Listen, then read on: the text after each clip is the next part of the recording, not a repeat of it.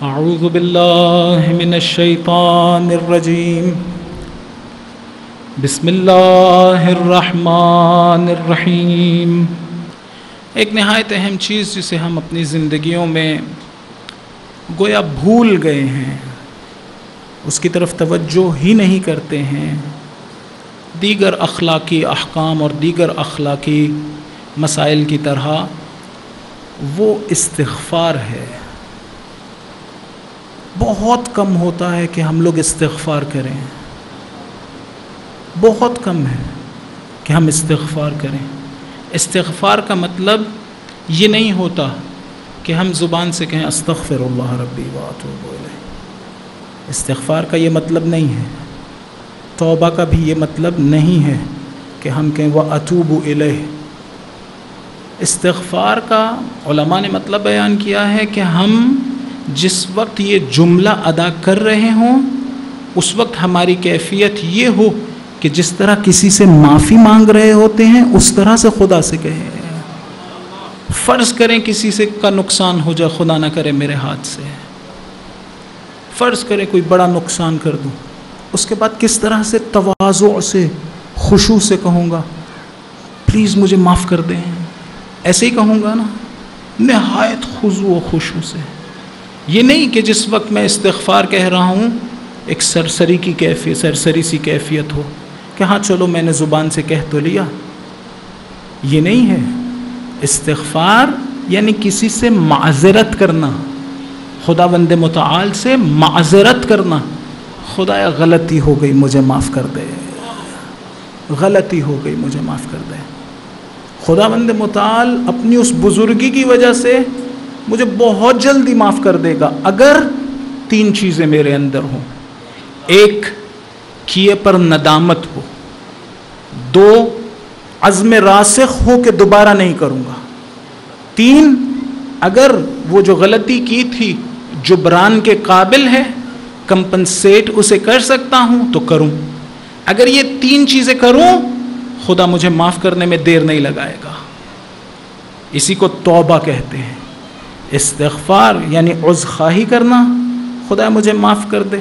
اور عجیب لطیف ہے یہ جملہ استغفر اللہ، مغفرت کا مطلب یہ ہے کہ درگزر بھی فرما اور میرا گناہ چھپا بھی لے۔ استغفار کیا لفظی مطلب مغفرت کا یہ ہے کہ معاف بھی کر دے اور چھپا بھی لے۔ لیکن کب ہوگی یہ توبہ حقیقی؟ جب کم از کم تین چیزیں ہوں۔ یہ بھی قبولیت توبہ کی شرط ہے، کمال توبہ نہیں ہے، یہ قبولیت توبہ کہ خداوند متعال اگر دیکھے گا میں نادم ہوں، اس سے کہہ رہا ہوں خدا غلطی ہو گئی، اور دل میں یہ پختہ ارادہ رکھتا ہوں کہ دوبارہ نہیں کروں گا، اور جو غلطی ہوئی ہے اسے ٹھیک کروں۔ مثلا نماز قضا کرتا رہا ہوں، اب انہیں پڑھوں، قضا کو بجا لاؤں، کسی کا پیسہ اگر کھا لیا ہے تو واپس کروں۔ اگر یہ کروں گا حقیقی تو پھر خدا معاف کرنے میں دیر نہیں لگائے گا۔ نہ فقط یہ کہ معاف کرنے میں دیر نہیں لگائے گا، ممکن ہے کہ میں یہیں سے اپنا سفر شروع کروں اور اولیاء خدا میں سے ہو جاؤں۔ آپ نے آغائے فضیل عیاض کا قصہ سن رکھا ہوگا، دہرا دیتا ہوں کہ لطف سے خالی نہیں ہے۔ ایک ایسی شخصیت جو اولیاء اللہ میں سے تھی، لیکن پہلے وہ ایسے نہیں تھے۔ پہلے کیا کرتے تھے؟ راہزن تھے، لوگوں کو لوٹا کرتے تھے، لوگوں کے گھروں میں سامان لوٹ لیا، کوئی اس طرح کے کام کر لیا۔ ایک مرتبہ ایک دیوار پہ سے چڑھ رہے تھے گھر میں کودنے کے لیے، آواز آ رہی تھی، اندر کوئی تلاوت کر رہا تھا، أَلَمْ يَأْنِ لِلَّذِينَ آمَنُوا أَن تَخْشَعَ قُلُوبُهُمْ لِذِكْرِ اللَّهِ، کیا مومنوں کے لیے ابھی وقت نہیں آیا کہ ان کے دل یاد خدا میں نرم ہو جائیں؟ ابھی بھی وقت نہیں آیا ہے۔ 40 سال کا ہو گیا میں، 50 سال کا، 60 سال کا، 100 سال کا، ابھی وقت نہیں آیا۔ روایت میں جس وقت انسان 40 سال کا ہوتا ہے تو خدا فرشتوں سے کہتا ہے غلظا وشددا، اب اس کو شدت سے اس سے پیش آنا۔ کیوں؟ 40 سال اسے مہلت ملی ہے ٹھیک ہونے کی، کیا کم ہے یہ مہلت؟ مشکلیں بھا گئی ہیں. بہرحال اس وقت بھی یہ مطلب نہیں ہے کہ خدا اس کے بعد توبہ کے یا مغفرت کے دروازے بند کرتا ہے، ایسی کوئی بات نہیں. خیر آیت کیا کہتی ہے کہ ابھی وقت نہیں آیا ہے کہ مومنین کے دل یاد خدا میں نرم ہو جائیں. بعض اوقات ہم دیکھتے ہیں مجلس میں اگر بیٹھے ہوں یا کسی ایک اچھی شخصیت کے ساتھ بیٹھے ہوں تو دل ایک اچھی کیفیت میں آ جاتا ہے، جیسے ہی وہاں سے نکلتے ہیں پھر دوبارہ وہی پرانی کیفیت. کسی نے جناب رسول خدا صلی اللہ علیہ وآلہ وسلم یہی بات عرض کی، مولا جب آپ کے ساتھ بیٹھے ہوتے ہیں ایک اور کیفیت ہوتی ہے، جب اٹھ کے چلے جاتے ہیں تو کیفیت بدل جاتی ہے. مولا نے کہا اگر تم اس کیفیت کو محفوظ کر سکتے تو پانی پر چلا کرتے، فرشتوں سے مصافحہ کرتے. ہم سے کہا ہے کہ اسے محفوظ کرو. وہ جو کیفیت آپ سب کو حاصل ہوتی ہے نا مصائب میں، جہاں آپ دیکھتے ہیں کہ حسین سے تعلق جڑا ہے، اسے آرام سے ہاتھ سے جانے نہ دیا کریں. کوشش کریں جتنا زیادہ اسے محفوظ کر سکتے ہیں محفوظ کر لیں. لاکھوں کروڑوں خرچ کریں نا تو وہ کنیکشن حاصل نہیں ہوتا ہے. وہ خدا کی عطا ہوتی ہے، خدا دیتا ہے کہ کنیکشن ہو گیا امام حسین علیہ السلام سے، آنکھیں چھلکنا شروع ہو جاتی ہیں. جیسے ہی کسی اور چیز کی طرف توجہ کرتے ہیں وہ کیفیت ختم ہو جاتی ہے. خدا نہ کرے کہ یہاں سے نکل کے کوئی نامحرم کی طرف نگاہ اٹھائے اور اس کیفیت کو ختم کر دے. اس کی احتیاط اس پہ ضروری ہے کہ اسے محفوظ کرے. خیر رسول خدا سے کیا کہا کہ ایسا ہوتا ہے، سب کے ساتھ ایسا پیش آتا ہے، لیکن کوشش یہ ہونی چاہیے اس کیفیت کو محفوظ کروں. حتیٰ نماز میں اگر یہ کیفیت حاصل ہو جائے تو صرف نماز تک محدود نہیں رہنی چاہیے، اس کے بعد بھی وہ کیفیت جو نماز میں حاصل ہوئی تھی کوشش کرنی چاہیے. فضیل عیاض انہوں نے کیا سنا؟ پھلانگ رہے ہیں، آواز آ رہی ہے الم یأن للذین آمنوا ان تخشع قلوبہم لذکر اللہ. کیا ابھی وقت نہیں آیا مومنین کے لیے ان کے دل نرم ہو جائیں یاد خدا میں؟ انہوں نے کیا کہا؟ کہا وقت آ گیا ہے، وقت آ گیا. ایک ارادہ، بس ایک ارادہ. بعض لوگوں کے بارے میں ہم سنتے ہیں کہ مثلا سگریٹ کے عادی تھے لیکن ایک دن ارادہ کیا کہ بس اب نہیں پیوں گا، پختہ اور مضبوط ارادہ. انہوں نے بھی ایسے ہی کیا. کیا کیا پھر؟ جتنا مال لوٹا ہوا تھا، میں نے کیا کہا 3 شرطیں چاہیے. ایک ندامت، دوسرا مصمم ارادہ، تیسرا جبران یعنی کمپنسیشن، میں ٹھیک کروں اس چیز کو جسے غلط کیا ہے. انہوں نے بھی ایسا ہی کیا. جس کا مال لوٹا تھا اس کو واپس لوٹانا شروع کر دیا. جب سب کو مال دے دیا ایک شخص باقی رہ گیا، یہودی تھا. اس کے پاس گئے، اس سے جا کے کہا دیکھ میں تیرا مال لوٹ کے لے گیا تھا، میں نے خرچ کر دیا، میرے پاس کچھ نہیں بچا، تو مجھے معاف کر دے. اس نے کہا نہیں معاف نہیں کروں گا، نہیں معاف کروں گا. مومنین کی یہ صفات حاصل کریں، معاف کرنا سیکھیں. اس نے کہا نہیں معاف نہیں کروں گا. کہا اچھا میرے پاس اب کچھ نہیں ہے تو تم کیا کرو، ایسا کرو مجھے اپنا خادم بنا لو، میں تمہاری خدمت کروں گا، پیسے تمہارے چکتا دوں گا. کہا ہاں ٹھیک ہے یہ کر لیتے ہیں.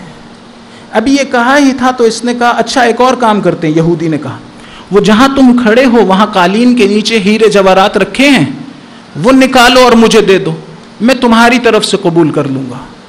انہوں نے ہاتھ بڑھایا، ہیرے جواہرات نکالے، یہودی کو دیے. یہودی نے کلمہ پڑھنا شروع کر دیا، مسلمان ہو گیا. اس نے کہا کیا ہوا ہے تو اسلام کیوں لے آیا؟ کہا میری کتابوں میں لکھا ہے آخری نبی کی سچے ہونے کی دلیلوں میں سے ایک دلیل یہ ہے اس کی امت میں سے کوئی سچی توبہ کرے خدا خاک کو ہیرے جواہرات میں بدلے گا. قالین کے نیچے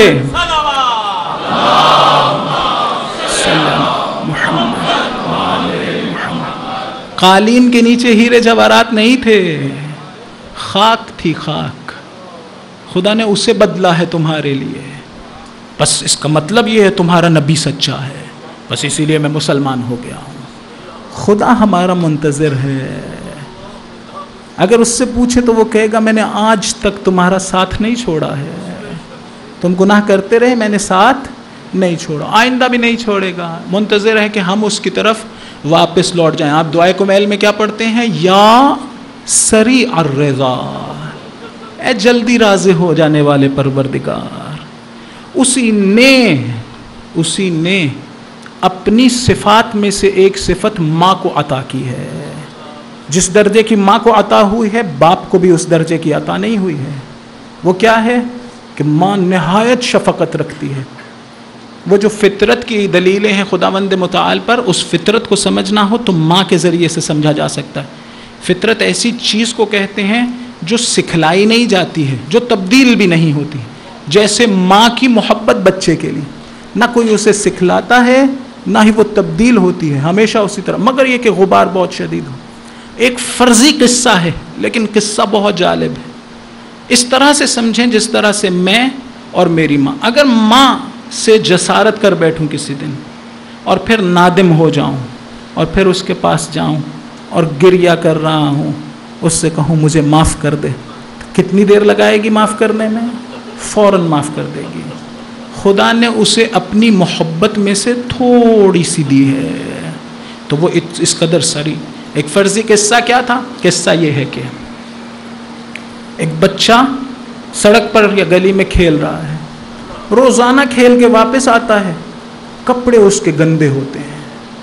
ماں اسے کہتی ہے کپڑے گندے کیوں کیے، ہاتھ منہ گندا کیوں کیا، اب اس کو دھونے میں خود تمہیں بھی مشقت اٹھانی پڑے گی، تمہیں بھی تکلیف اٹھانی پڑے گی، آئندہ ایسا نہ کرنا. بچہ پھر وہی کام کرتا ہے. آئندہ ایسا نہ کرنا، بچہ پھر وہی کام کرتا ہے. آئندہ ایسا.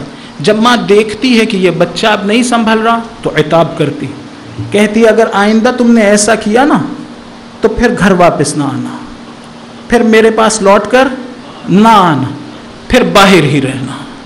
یہ بچہ پھر اپنے کپڑے اور اپنے چہرے ہاتھ پاؤں کو گندا کرتا ہے اور پھر آتا ہے دروازے پہ، دیکھتا ہے دروازہ بند ہے. ماں سے کہتا ہے ماں دروازہ کھول دو. ماں کہتی ہے میں نے منع کیا تھا کہ ہاتھ منہ کپڑے گندے کر کے نہ آنا، تمہیں خود کو اس کا نقصان ہے. بچہ دیکھتا ہے باقی سارے بچے واپس چلے گئے، میں اکیلا رہ گیا ہوں، کوئی نہیں ہے جو مجھے پناہ دے. ماں سے کہتا ہے ماں تیرے علاوہ میرا کوئی نہیں ہے.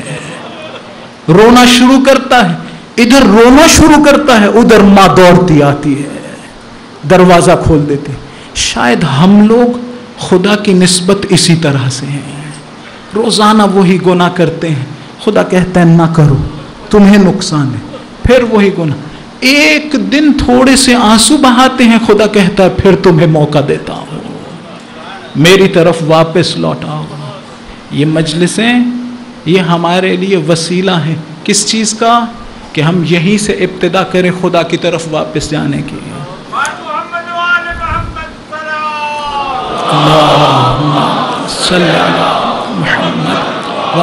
محمد. بعض اوقات یہ فرضی قصے نہایت اہمیت کے حامل ہوتے ہیں. خدا پر جو دلیلیں پیش کی گئی ہیں، بعض ادلہ ان لوگوں کی طرف سے ہیں جو ظاہر میں مسلمان نہیں ہیں. میں کہہ رہا ہوں ظاہر میں مسلمان نہیں ہیں. بعض دلیلیں ان کی طرف سے. انہی ادلہ میں سے لیلینیک ایک ہنگری کی ایک وہ ہے رائٹر ہے، اس نے ایک فرضی قصہ بیان کیا ہے. خدا کے وجود کا انکار نہیں کرنا چاہیے، حد اقل اس پر یہ قصہ دلیل ہے. وہ کہتی ہے کہ ایک مکالمہ فرض کر لیجئے. وہ مکالمہ کیا ہے کہ دو جڑواں بچے ہیں ماں کے شکم میں، ایک دوسرے سے بات کر رہے ہیں. کیا کہہ رہے ہیں؟ ایک بچہ دوسرے بچے سے کہتا ہے کیا تمہیں یقین ہے کہ اس زندگی کے بعد بھی کوئی زندگی ہے؟ اس کے بعد بھی کوئی زندگی ہے؟ دوسرا بچہ کہتا ہے ہاں اس کے بعد بھی ایک زندگی ہے.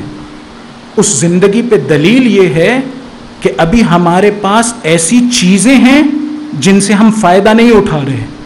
مثلا آنکھیں ہیں دیکھ نہیں رہے، لنگز ہیں ان سے سانس نہیں لے رہے ہیں، منہ ہے لیکن اس سے غذا نہیں چبا رہے، غذا نہیں کھا رہے ہیں. ہمیں مختلف آرگنز خدا نے دیے ہیں، مختلف اعضاء دیے ہیں. مختلف اعضاء خدا نے تو نہیں، اس نے کہا مختلف اعضاء ہیں لیکن ان سے ہم فائدہ نہیں اٹھا رہے. حتماً ایک جگہ ایسی ہے جہاں ہم چلے جائیں گے، وہاں جائیں گے تو ہم پاؤں سے چلیں گے، پاؤں پہ چلیں گے، آنکھوں سے دیکھیں گے، پھیپھڑوں سے سانس لیں گے.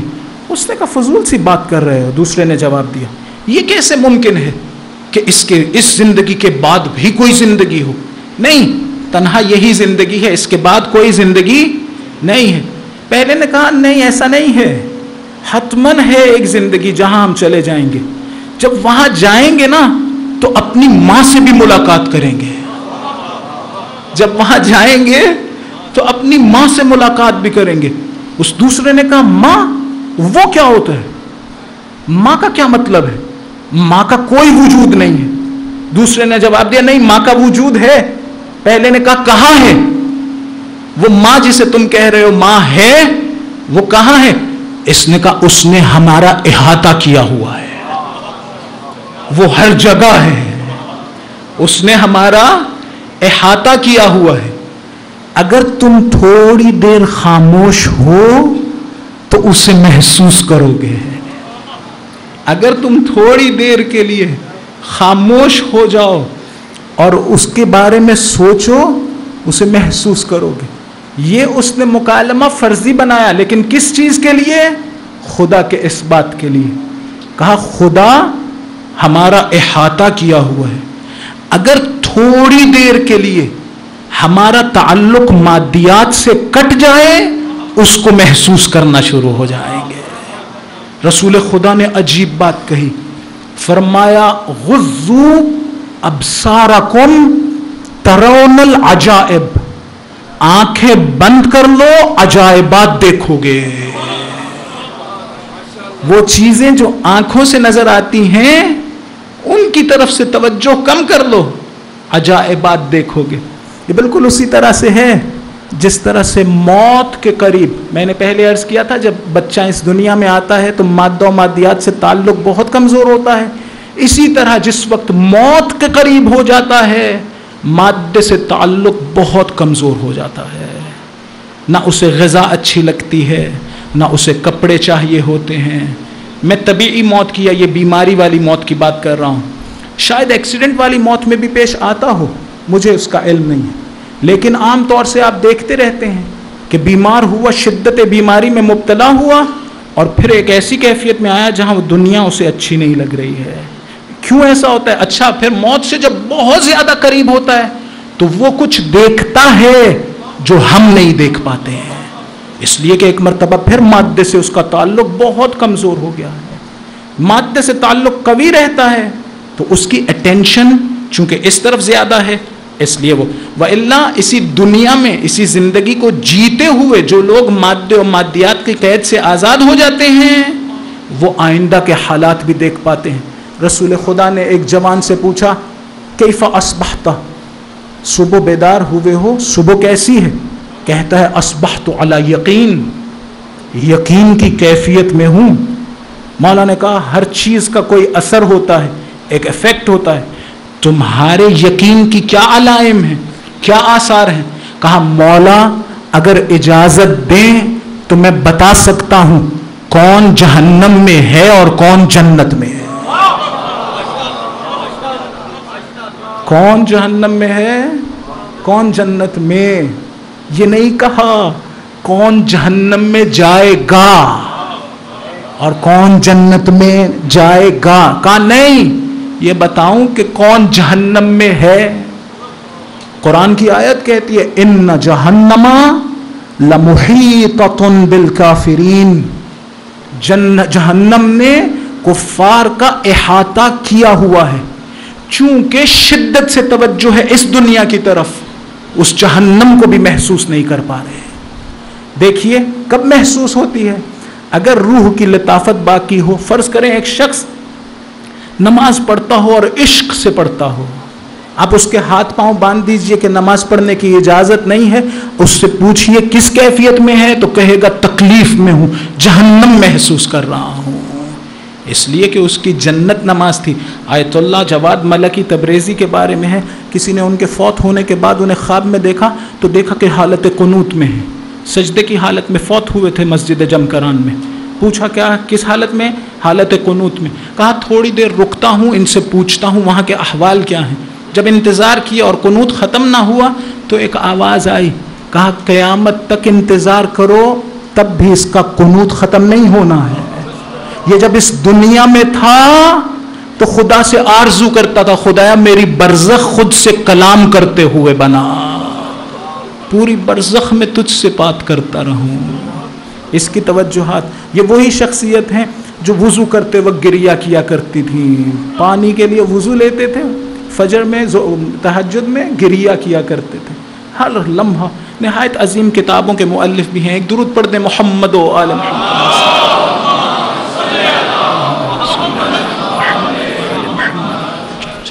غرض یہ کہ مجھے اگر ڈھونڈنا ہے اسے خدا کو تو اپنا تعلق مادہ و مادیات سے کم کرنا پڑے گا. کم نہیں کروں گا تو اس طرف توجہ زیادہ نہیں ہوگی. اس کم کرنے کا مطلب یہ نہیں ہے کہ میں جا کے پہاڑوں میں کہیں زندگی اپنا لوں. نہیں, اس کم کرنے کا مطلب یہ ہے کہ میں اسی دنیا میں رہتے ہوئے ہر چیز سے تعلق اپناتے ہوئے اس کی یاد میں مبتلا رہوں, اس سے غافل نہ ہوں. یہ آہستہ آہستہ شدت اختیار کر جائے گی, آہستہ آہستہ.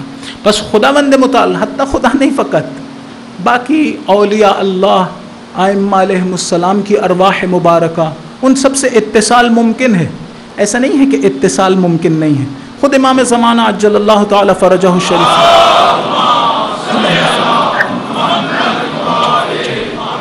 اتصال ممکن ہے, لیکن شرط اس کے لیے کیا ہے؟ اس طرف شدت توجہ, نہ دنیا کی طرف سے شدت توجہ.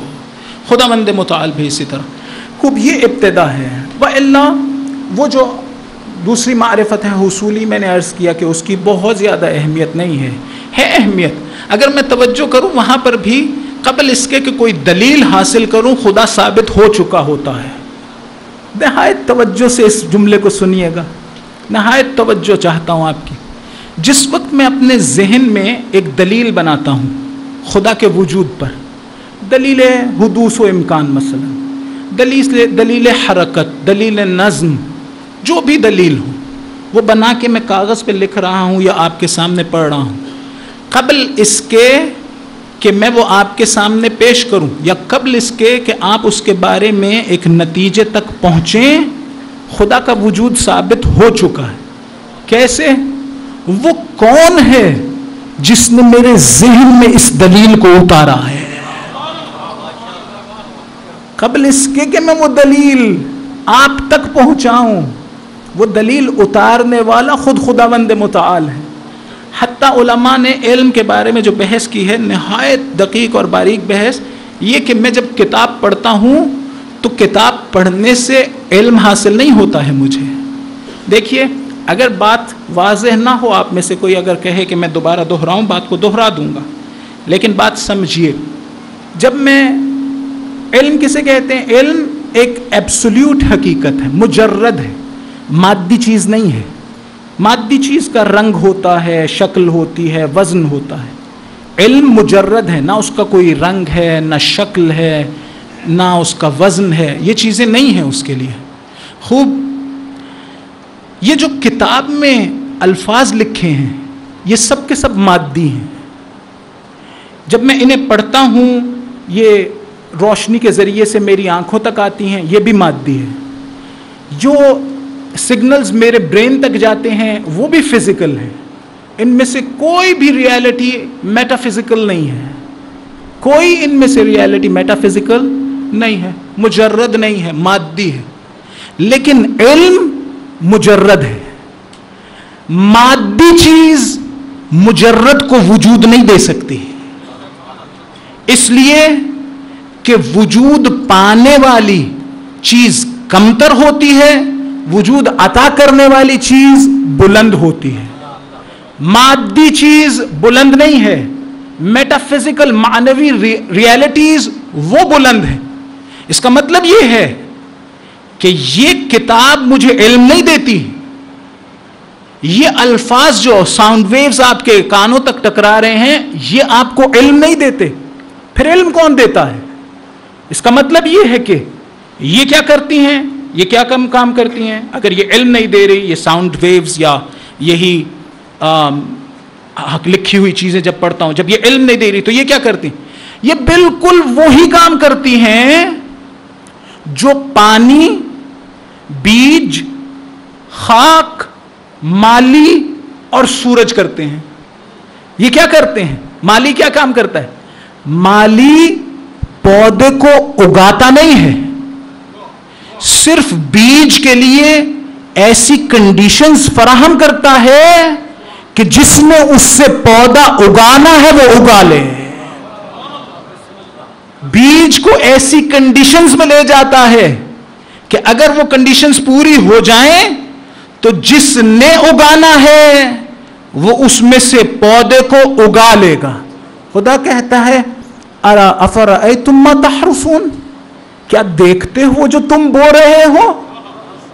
फिर साथ ही लफ्ज बदल दिए, अंतुम तज़रऊनहु अम नहनु ज़ारिऊन, क्या तुम हो जो वो उसे उगा रहे हो या हम हैं जो उगा रहे हैं?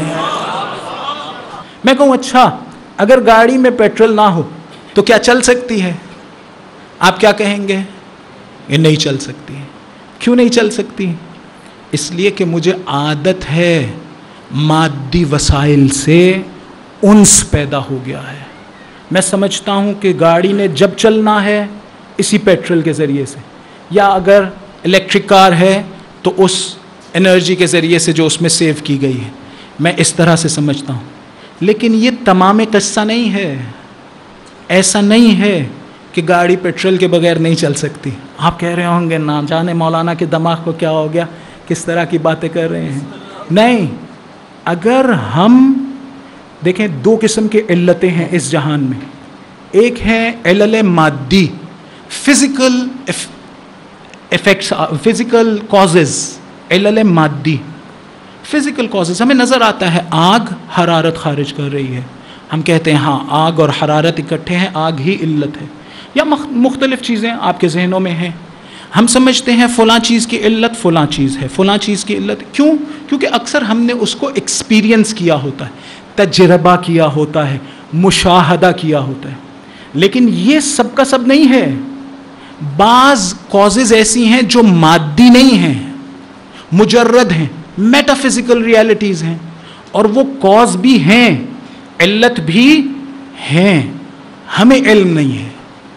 अगर हमें उनका इल्म होता और इल्म हुजूरी होता तो हम मुअजिज़ात और करामात दिखाने पे कादिर होते। क्यों? इसलिए कि करामत या मुअजिज़ा, इसकी हकीकत क्या है? एक खारिक़े आदत चीज़ को जाहिर करना, ऐसी चीज़ जो आम तौर पे नहीं होती उसे जाहिर किया।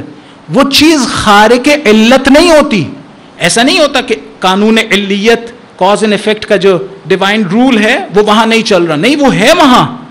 फर्क ये है कि उसकी इल्लत मामूली इल्लत नहीं होती, वही जो हमें मालूम है आम तौर से आदतन वो नहीं होती। एक इल्लत होती है जो हमें नहीं पता। इसलिए हमने कहा कि ये फेल खारिक़े आदत है, खारिक़े इल्लत नहीं है। इसकी इल्लत है लेकिन आदी इल्लत नहीं है, मामूली इल्लत नहीं है। खूब, अगर उस इल्लत तक हमारी रसाई हो जाए इल्म हुजूरी के एतबार से, तो फिर हम उस मुअजिज़े को या करामत को दिखा सकेंगे, उसको दिखा पाएंगे। मिसाल दूं कुरान से, हज़रत नूह अलैहिस्सलाम के बारे में क्या है? जिस वक्त किश्ती में सब सवार हो गए तो क्या किया उन्होंने? किश्ती कैसे चलती थी, कैसे रुकती थी? कुरान कहता है बिस्मिल्लाह मुजरहा व मुरसाहा। बिस्मिल्लाह कहते थे, किश्ती चलती थी, किश्ती रुक जाती थी। ना कोई चप्पू चला रहा था, ना कोई इंजन काम कर रहा था। एक इल्लत थी, एक कॉज थी जिस रियलिटी तक उनकी दस्तरस थी। वो दस्तरस खुदा ही ने अता की थी, लेकिन जब वो कहा करते थे, ये किश्ती चला करती थी या रुक जाया करती थी। खूब, बिल्कुल इसी तरह से ये बात समझ में आ जाए अगर, कि बाज़ इल्लतें ऐसी हैं, देखें हमारी ज़िंदगियों में भी हैं, हम तवज्जो नहीं करते हैं। तवज्जो करें किसी वक्त, यानी तन्हा बैठें और इन चीज़ों के बारे में सोचें तो वाज़े हो जाएंगी। दुआ इल्लत है। किस चीज़ की? फ़र्ज़ करें आप ज़ुबान से कुछ भी नहीं कहते, फ़कत दिल ही दिल में खुदा से बात कर रहे हों। देखें, हम अगर ज़ुबान से कहें कुछ तो आप मुमकिन है कहें कि भाई साउंड वेव्स ईजाद हुई हैं। फ़र्ज़ करें साउंड वेव्स ईजाद नहीं की, दिल ही दिल में खुदा से कह रहे हैं मौला मुझे भी करबला की ज़मीन दिखला, या मसलन मुझे औलाद इनायत फरमा। क्या होगा? خداوند متعال عطا کرے گا. خوب، یہ ایک سبب ہے جو میں نے ایجاد کیا ہے، یہی دعا، لیکن یہ کوئی فزیکل چیز تو نہیں ہے. اس ایک کاز کا ایک ایفیکٹ ہے. وہ ایفیکٹ کیا ہے؟ عام طور سے وہ ایفیکٹ یہ سمجھتے ہیں کہ دعا کرنے سے خدا کے ارادے میں کوئی تبدیلی پیدا ہوئی ہے. خدا کے ارادے میں کوئی تبدیلی نہیں پیدا ہوتی. ایسا نہیں ہوتا کہ میں دعا کرنے سے خدا کے ارادے میں کوئی تبدیلی پیدا کرتا ہوں. میری کیا مجال کہ اس کا ارادہ بدل سکوں، اور اگر وہ بدل جائے تو خدا ہی کیسا. ایسا نہیں ہوتا ہے کہ میں جب دعا کرتا ہوں تو خدا کا ارادہ بدل جاتا ہے. ایسا نہیں ہوتا. خدا دائم الفضل علی البریہ ہے. خدا کا فضل ہر وقت جاری رہتا ہے. خدا فیاض علی الاطلاق ہے. وہ مجھے بچہ پہلے بھی دینا چاہتا تھا، وہ مجھے کربلا پہلے بھی بھیجنا چاہتا تھا. وہ ہر وہ چیز جو میرے لیے اچھی ہو اور میں اس کا استحقاق رکھتا ہوں وہ مجھے عطا کرتا ہے. بس اگر میں نے خدا کا ارادہ نہیں بدلا تو دعا نے کیا کیا؟ میں نے کہا یہ علت ہے، کاز ہے، اس نے ایک ایفیکٹ کریٹ کرنا ہے. وہ ایفیکٹ یہ نہیں ہے کہ خدا کا ارادہ بدلا ہے. وہ ایفیکٹ یہ ہے کہ میں نے اپنے ہی وجود میں کیپیسٹی ایجاد کر لی ہے. ایسا نہیں ہوا کہ اہل بیت کو جب اس درجے پہ خلق کیا گیا ہے تو وہ مجبور ہیں نیک کام کرنے پر. ایسا نہیں ہے. کسی نے ایسا نہیں کہا آج تک کہ انہیں اختیار نہیں ہے نیک کام کرنے یا برے کام کرنے کا. ایسی کوئی بات نہیں ہے. وہ اس درجے پر فائز ہونے کے باوجود اپنے اختیار سے پروردگار کی اطاعت کرتے ہیں، نہ مجبور ہو کے. اگر مجبور ہو کے اطاعت کرے تو کون سا کمال ہے.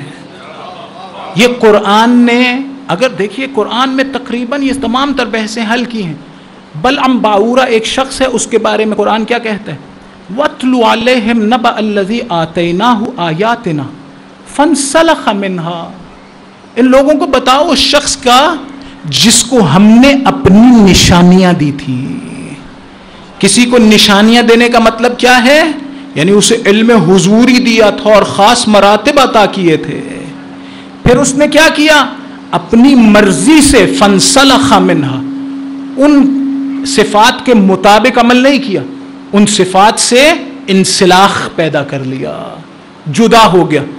تو پھر کیا ہوا؟ فَأَتْبَعَهُ الشَّيْطَانُ، اس کے ساتھ شیطان جڑ گیا. اور پھر کیا ہوا؟ وہ اغوا شدہ لوگوں میں سے ہو گیا. قرآن نے آگے بڑھ کے کہا اس کی مثال کتے جیسی ہے. یعنی اگر کسی کو خدا عطا کرے اور پھر وہ اس کے مطابق عمل نہ کرے، برعکس عمل کرے، تو خدا نے کہا اس کی مثال کتے جیسی ہے. اہل بیت کو بھی تمام تر فضائل دینے کے بعد انہیں مجبور نہیں بنایا ہے کہ اب آپ نے حتماً کربلا میں جانا ہی ہے. یہ کہا ہے کہ حسین ہم چاہتے ہیں تم دین کو بچا لو، مرضی پھر تمہاری ہی ہے، بچانا چاہو تو جاؤ بچا لو. مجبور نہیں کیا ہے. مجبور کریں تو کون سی فضیلت باقی رہ جائے گی. میں معذرت چاہتا ہوں اپنے ماتمی بھائیوں سے، توجہ میں نہیں رہا اور بہرحال اس طرح سے زیادہ وقت گزار دیا میں نے. واقعاً معذرت خواہ ہوں اور عذرخواہی میں کرتا ہوں. خوب ذکر کرنا چاہتا ہوں ذکر مصیبت حضرت حبیب ابن مظاہر کا.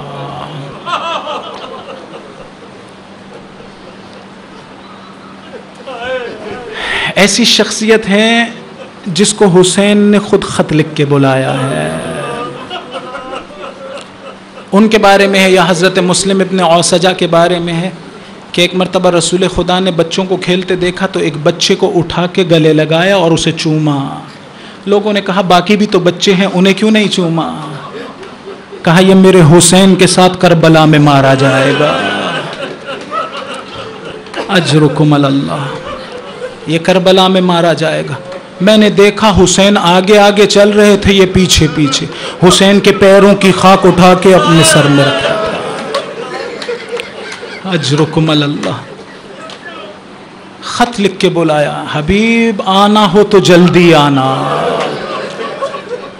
کوفے میں جاسوس موجود تھے، سب نے حبیب کے گھر کے قریب آئے. کیا ماجرا ہے؟ کہا خط آیا ہے. حبیب تمہاری کیا رائے ہے؟ قبیلے والوں نے پوچھا. کہا بوڑھا ہو گیا ہوں، نہیں جا سکتا ہوں. تقیہ کیا، उन लोगों को नहीं बयान किया। घर आए, बीवी ने पूछा क्या माजरा है? कहा ज़हरा के बेटे हुसैन का खत आया। कहा फिर क्या करना है? इसने मोमिना का इम्तिहान लेना चाहा। कहा बूढ़ा हो गया हूं, अगर जाऊंगा तो घर को मसमार कर दिया जाएगा। मोमिना ने कहा होने दो, तुम घर तबाह होने दो। कहा नहीं, बूढ़ा हो गया हूं, कैसे जंग लड़ूंगा। इस मोमिना को जलाल आया, अपनी चादर हबीब की तरफ फेंकी। अगर नहीं जाते तो ये चादर ओढ़ लो। रसूल को आखिरत में क्या मुंह दिखलाया जाएगा? हबीब ने कहा तुम्हारा इम्तिहान ले रहा था। एक मर्तबा अपने गुलाम से कहा तलवार लो, छुपाओ, और मैं घोड़ा लो और फुला दरवाजे तक मेरा इंतजार करो। हबीब को उस जगह पहुंचने में कुछ देर हो गई। जब करीब पहुंचे तो क्या देखा? गुलाम घोड़े से कह रहा है, ए मेरे आका के घोड़े, परेशान ना होना, अगर मेरा आका ना आया मैं हुसैन की नुसरत को जाऊं।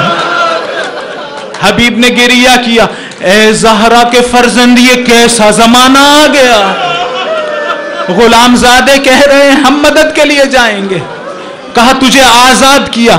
इस गुलाम ने कहा ए आका, आज तक अपने साथ रखा था, आज हुसैन की तरफ जा रहे हो, मुझे छोड़ जा रहे हैं। जिस वक्त पहुंचे करबला में दाखिल हुए, लोगों ने तकबीर बुलंद की। उधर बीबी के खैमों तक आवाज पहुंची। एक मर्तबा पूछा ये तकबीर क्यों बुलंद हुई है? जवाब मिला हबीब आए हैं। अच्छा हबीब आए हैं, हमारा सलाम हबीब को कह दे। हबीब ने सलाम सुना, गिरिया बुलंद हुआ, कैसा वक्त आ गया, अली की बेटी मुझे सलाम कहेगी। अजरुकुम अल्लाह, अजरुकुम अल्लाह। मक्तल के जुमले हैं। जिस वक्त हबीब शहीद हुए, हुसैन का चेहरा उतर गया। किस कदर मोहब्बत होगी। जंग के लिए गए, लोगों को इस्लाह की कोशिश की, जंग करते करते शहीद हो गए। एक मर्तबा जालिम ने सर उठाया, कूफा की तरफ रवाना हुआ। घोड़े की गर्दन में सर बांधा हुआ था।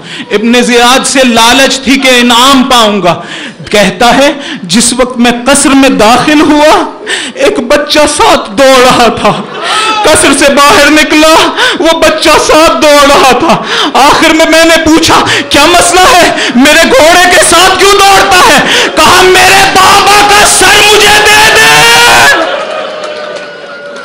मैं इसे दफन करना चाहता हूं। मैं कहूंगा ए पिसरे हबीब, एक और छोटी सी बच्ची ने अपने बाबा का सर मांगा था।